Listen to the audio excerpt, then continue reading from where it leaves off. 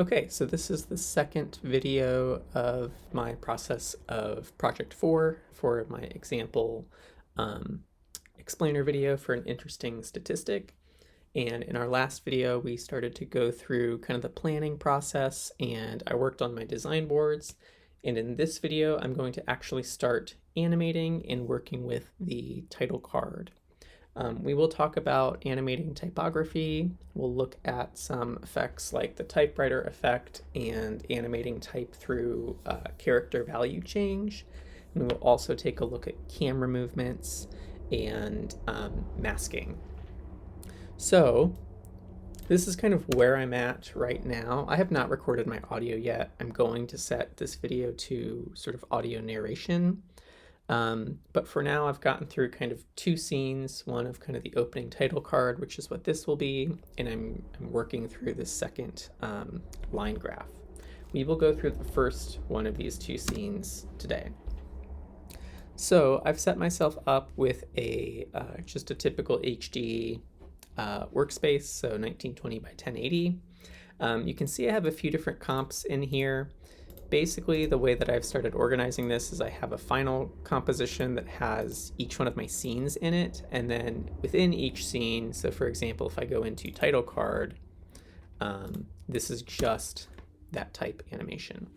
So I'm basically just going to remake this and show you my process going through that and talk about kind of the techniques and the issues that have come up along the way. So let me start a new composition. This will be title card example. 24 frames a second, that's good. And then the background color, I'm gonna set it to this blue. Actually, no, I'm gonna leave it gray because we need to remember to add a background solid so that it actually exports. There's a few different ways we could do that, but just as an example here, we need to remember to do that. Looks like I set this to the wrong way. So let's do 1920 width, 1080 height, and that looks much better. Okay, the first thing I'm going to do is add the background here. So if you can like click and drag to draw this as we've done, but a shortcut here is if you double click, it will fill the canvas with that shape. So I'm going to hit enter and rename, oops, I'm actually going to click on it in my layers panel, hit enter and rename this background, and then I'm going to change the color. I'm going to cheat a little bit here. I grabbed a screenshot of my scene. I'm just going to pull it in here and use this as a sample so I can grab the color from my color picker. And then in a little bit, I'll do the same for the text. Okay, so here's our background. I'm gonna lock this, and then I'm also gonna hide it because this layers panel gets pretty messy. The way you can do that is with the shy option here. So this is this first icon in the first mode. You have this toggle switch mode, it's in this one. If you click on this and you see the guy's head goes sort of down below the line, and then if you toggle the hide all layers for which shy is set, it will hide those in your layers panel. So you can kind of clean up what you're working on here. All right, our first order of business, if we look back at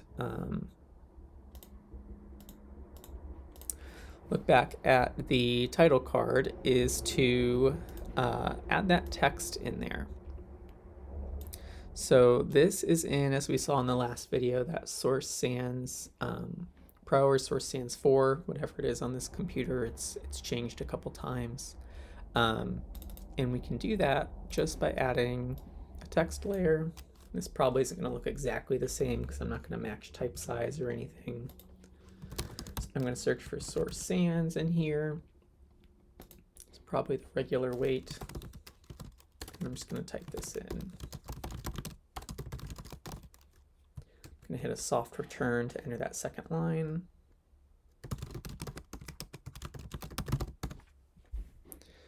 Okay. So this is too small. I'm going to scale this up. Let's try, well, I guess I could just use the slider here. Something like that looks a little bit big, maybe. I'm going to to shrink this so we can actually center it. Let's go back to my pointer and take a look at that. Okay, it looks okay. I think it's a little big, and I also think that the leading is too loose here.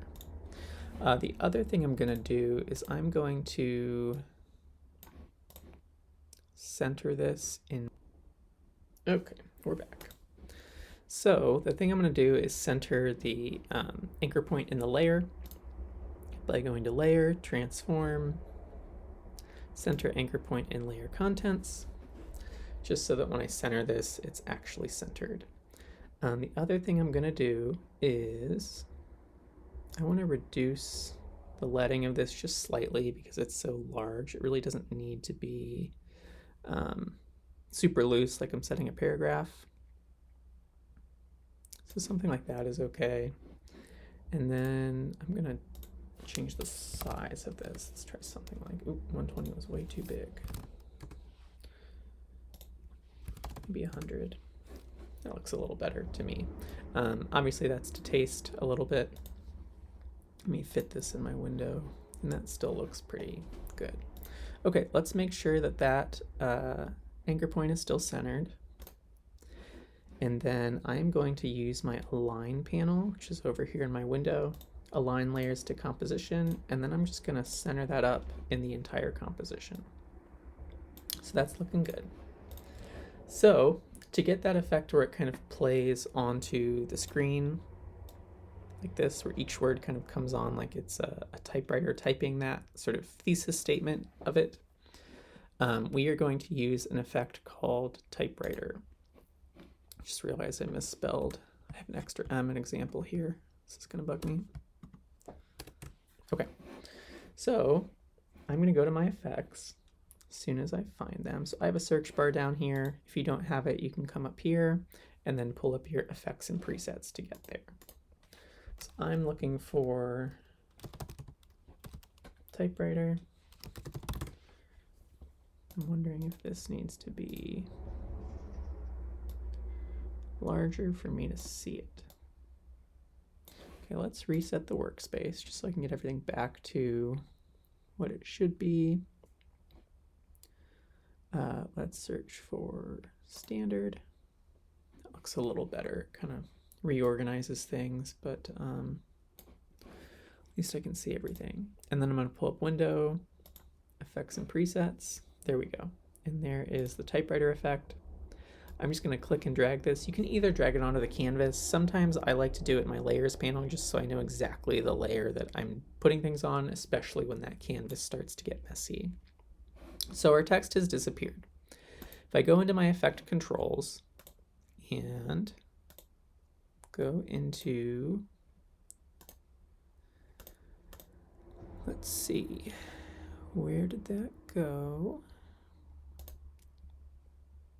So we have an animator here, title card, selected.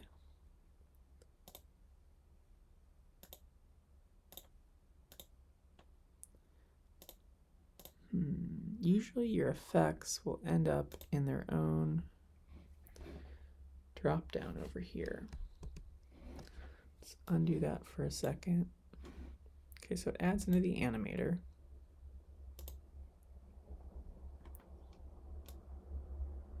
Okay, so it doesn't title it, but it just adds it as animator 1. And really all it is a range selector that you're animating, which is this start and end point here. So you can see when the start is 0%, the end is 100%. It automatically adds a keyframe to the start property. So when we scrub through, that text appears on the screen as it plays. So I think you can set this to by words or characters. Yeah, you can. We want to leave it on characters if we want that sort of like typewriter effect. And I'm just going to add some subtle easing to this so that it starts off kind of fast and then it slows down at the end so that it kind of emphasizes that point at the very end. So we can do this by highlighting these keyframes, and then this would be a ease in, so you can see the value is changing quickly at first, slows down over time. I'm going to exaggerate this just a little bit, and then I'm going to hit N on my keyboard to set the end region for my preview so that this will play over and over in a loop as I'm working on this. So maybe just slightly less drastic. And I might move that end keyframe out a little bit so the whole thing takes a little more time. Okay, that looks good. So I like that. And then I need to give a few seconds for kind of the talking to take place before this transitions into the dollar signs that we had. So if I go back to my title card, you can see the text appears here, and then it transforms into these dollar signs and multiplies, and we transition out. So that is, let me turn off my graph here. Let's go back to this. Okay, so what I did was I selected the text layer. You have to make sure that this is selected. Go to animate, character value, and that adds a second animator in here with its own range selector. So when we have that, and then I can change this character value, you can see as I scrub through here, it changes the value of every character to whatever number this is in that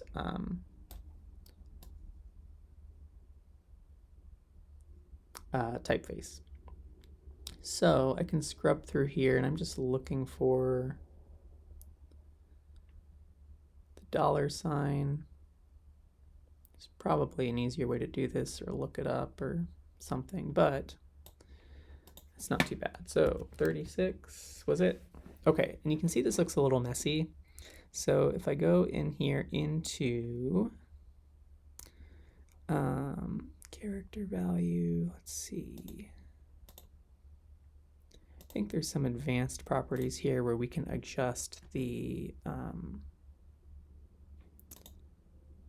adjust kerning in character alignment. You can see that evens that up a little bit. So we have the typewriter coming on, we have the characters all changed, but we don't want that to happen up front. We want to animate that part. So I'm going to animate the range selector and animate the end of that. So I'm adding a keyframe of where I want it to end, and then I'll animate that to 0 from 0 where it starts, basically. So if I change it to 0 here, you can see we have the typewriter putting the text on, and then this value animates going through there. I think that's way too slow for that. Let's play that again. It's still too slow. I want this to be relatively quickly because I really don't want the audience paying attention to that adjustment in kerning. So that looks good. So we have one animator that's animating the text coming on by adjusting that end range, and then a second animator that's adjusting the character value, again using that range selector end range in the second animator. So that looks good. The next thing here is we want to sort of re-emphasize the point of the dollars adding up by sort of duplicating this. It's going to spread, duplicate vertically, and then it's going to duplicate horizontally, and then we'll transition out. The easiest tool to do this with is the repeater tool, which works best with shape layers. You'll see if I click animate here, I don't have a way to add the repeater because this is a text layer. So, and this is something you'll have to do in After Effects often, is like duplicate the layer and then apply whatever effect you want to that duplicated layer. So if I hit Command D, I get a second copy of this text layer. I'm hitting Control Z just to put it right back where it was because I want it to stay in the same place. I'm going to right click, create shapes from text, and then delete the first layer. So this is now a shape layer. It's basically the same as outlining your text in Illustrator or InDesign. This is no longer text. It is a bunch of shapes filled in together.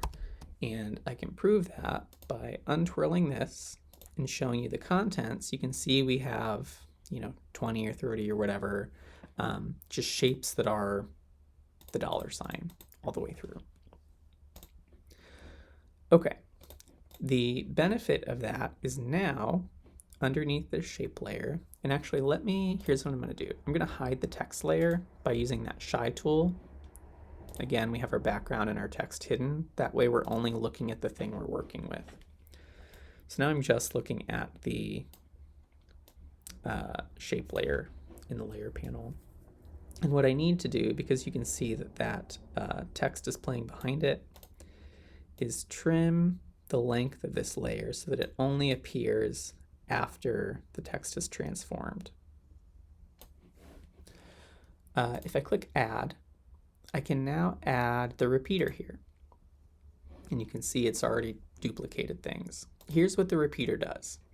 It adds copies of things, and then it offsets those copies. So right now it's made 3 copies, and then you can see if I go into the repeater transformer, it's moving those along the x-axis by 100 pixels. So if I adjust that, you can see that the repeater, like right now, we're getting this stair-stepping motion because the first copy is at 0, 0, or relative 0, 0. The second copy moves over 200 pixels, 211 pixels, and then down 214 pixels. That's what this value is. And then it does it again from the second value. So it moves over another 211 pixels and down 214 pixels. And we're going to use this to split this sort of above and below. The trick here is using this offset value. So if I change this offset to, let's see, -1, you can see that this starts back 211 pixels, up 214 pixels. It basically offsets where it is doing these transformations. If I change this to 2, it goes back 2 steps, and it repeats 1, 2, 3 here. If I increase this, we could get back to that, the 2 stair steps down here, right? So this is what we're going to use to split the text up and down. Basically here, let's go with 1, 2, 3, 4. Let's try 5 copies of this. I'm going to go back to 0 offset so we can see what's happening. I don't want to offset the X position at all. I just want it to be vertical. And then I want that offset to be just enough that it basically looks like the same leading. And I could go back and get that value. But good enough is fine for here. So okay, we've split it going down, but now I want to offset it so that it's also moving up. So let's see, half of this would probably be if I offset this by -2. Does that give me half and half? Oops, that's my copies. We might need one more here. That looks good. Okay, so now we have those copies, but they just appear. We don't want them to just appear out of nowhere. So what I can do here is animate that Y value, I believe. So if I reduce this value, you can see they shrink back into the starting position because they're stepping off of that place 5 copies of 0 pixels, basically. So if we animate that up, they basically spread outwards, and we get this duplication effect. So let's go ahead and keyframe this here. So click the stopwatch to add the end value. And then I'm going to move back earlier, and we'll have to slide this a little bit. Let me slide this out so that we're animating this from potentially the right spot. We'll animate it from here. So I'm going to add another keyframe and make this 0. So now, when it plays from here, they spread outwards. So the total sort of impact here for now is it transforms into the dollar signs and it slowly spreads outwards. That's fine. This is too slow and it's a little, it's too linear. We need to ease these. So if I just add some easy ease, I'm going to right click, I can go to Keyframe Assistant, Easy Ease, and that's the same as going to the graph editor, selecting those keyframes, and then selecting Easy Ease. And we could adjust these for the sake of this right now. I'm not going to, so we can get through this. But you can see how that works. And it looks like we're having a little, you can see that we get that slight outline where that second layer comes on. That's gonna bug me. So what I'm gonna do is, let's fold everything up. I can do that by having no layers selected and hitting U on the keyboard. And then I'm gonna unhide these layers. And what I'm gonna do is I'm gonna trim the text layer back to exactly where our new layer starts. And what I could also do if I was worried about it is, because that's still, like, there's a subtle change there. I'm not sure if it would be there when we render it. I think it's because of how many copies we have. But what I could do is, you could use feathering to control that. But I think we're going to mask it in just a second anyways. And because this is relatively fast, it shouldn't matter all that much. So I'm just checking to make sure that that transform is starting at 0. Oh, it's because it very slowly happens, and so you can see immediately we have 0.5 pixels of offset, basically. So as this speeds up, it shouldn't be quite as big of a deal. I think we're going to mask that anyways. Because it basically pauses just a second. So we need this starting value to come back to exactly where that appears. Uh-oh, I don't want to delete things. What are you deleting? Okay, don't know what that was. Okay, so because I've moved this playhead back to the very start, you can't tell because the moment it starts duplicating, it also starts moving. So that's one fix for that.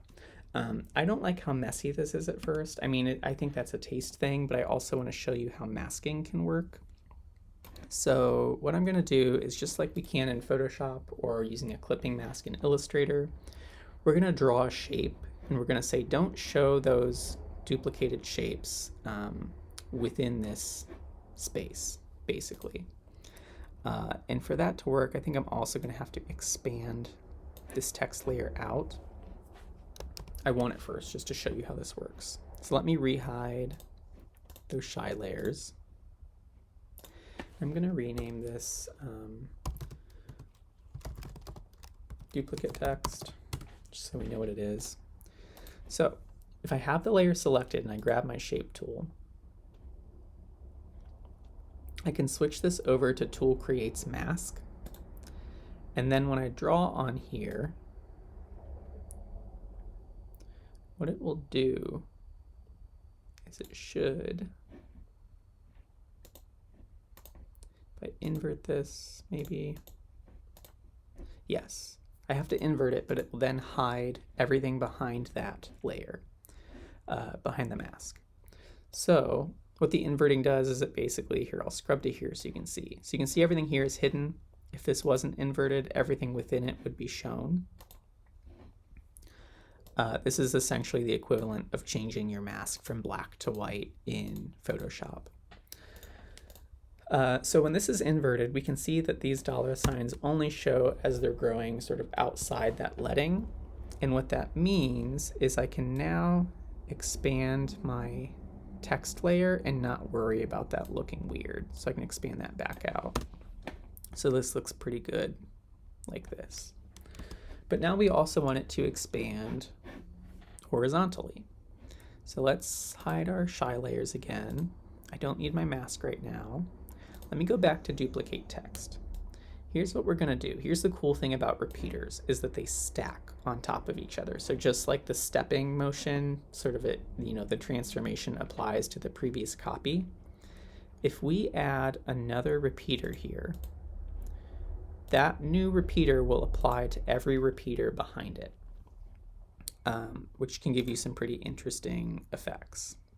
So you can see we now have repeater 2. Let me hide repeater 1 so we can see what we're working with. I'll make this, I don't know, 5 copies again is fine. And then we'll set this repeater to move 0 pixels again, just so you can see what's happening here. So as I animate, before we were animating the X or the Y position, so it's changing vertically. If I animate the X position here, you can see that it's not just repeating the existing shape, so the original, but it's repeating the copies of the repeater before it as well. So it works exponentially. So if we offset this to just outside of the right margin here, so it looks kind of like a continuously repeating grid, and then I adjust the offset to, let's see, -2, is that right? That could work. You can see that we've covered the screen with this. And then just like we did before, I can animate the start of that. Maybe it happens, just as this is slowing down at the end. And then it duplicates out. So I've added 2 keyframes. They're the same right now, so you don't see anything happening. But if I go back to this first one and I change this value to 0, you can see that these move outwards. So we could mask that part 2 on the second repeater. I'm not going to worry about that here. I think it looks okay once we have so many on the screen. So this is what this looks like. You can see it moves outwards. When I ease that, it will look a little bit better. That needs to be a little faster, and that might be just a few too many copies too.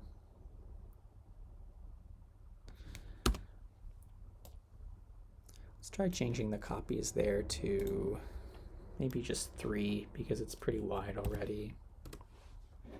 And then we'll have to change our offset to -1 so that we're just stepping back 1.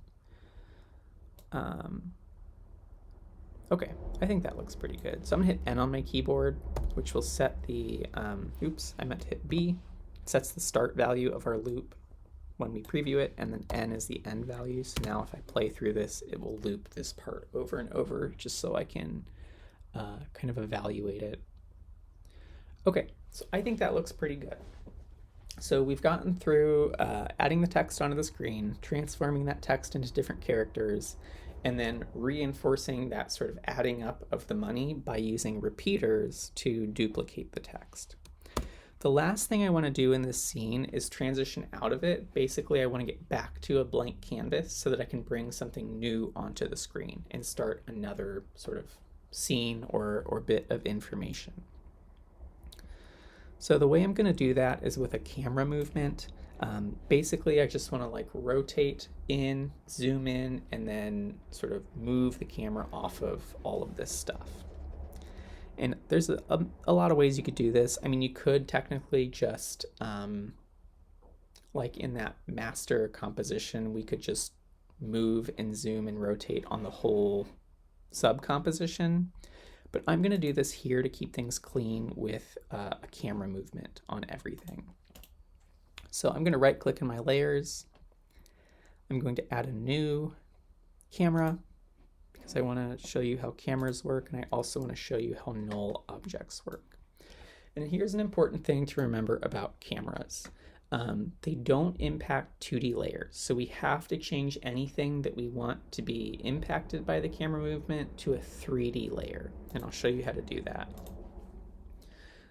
So I'm going to unhide my shy layers, and then in this first mode, so if you're in this mode, get out of it by hitting toggle switch layers. In this first mode, we can check this box underneath the cube to turn these into 3D layers. I don't need to worry about the background because the background can stay blue and static and it's going to look fine. So the camera, when we transform it, you can see we have this point of interest and position. So I could animate my That moves it in 3D space. Let's check. So we can zoom in by changing the Z position. We could sort of flip things by animating along that Y position. But what I actually want to change is